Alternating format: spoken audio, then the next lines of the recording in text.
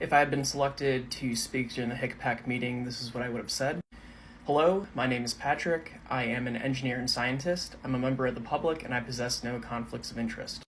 COVID is not the flu. COVID is not RSV. A single mild or even asymptomatic COVID infection has been shown to have lingering blood effects for a minimum of 6 months and has demonstrated immune system impacts, decreasing one's T and B cell counts for between 8 months and a year after infection.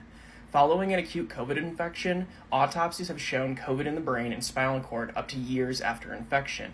COVID damages the brain, damages the blood vessels and heart, impacts the kidneys, the lung, the gastrointestinal tract. All of this does not even consider the long-term effects of long COVID, which now appears to occur within 25 to 33% of individuals. I repeat, COVID is not just a cold. The current isolation recommendations for hospitals, schools, and general workers follows a 5-and-5 policy, where you isolate at home for 5 days and then you go into work masked for 5 days. First, we do not specify mask quality and fit. The recommendation should be for a well-fit N95 quality mask. Ideally, these would be provided by the employer, especially for healthcare workers and patients of a healthcare facility. We also know in a majority of cases that once symptoms appear, an individual can transmit virus for around 10 days, within a few days of transmission possible before symptoms appear.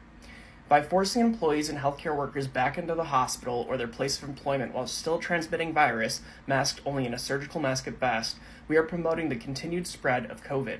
The 10-day recommendation should instead be on the conservative end, with 10 days of isolation and 5 days of a continued in-person masking with an N95. Ideally, back-to-work clearance would come with a PCR negative test for healthcare workers. Additionally, we must consider and revisit ventilation improvement efforts and hospital cleaning protocols for fomite touch-acquired transmission. As it exists, the HICPAC and CDC recommendations in regards to COVID are inadequate and must be adjusted for the reality of the situation that we are in. Thank you for your time.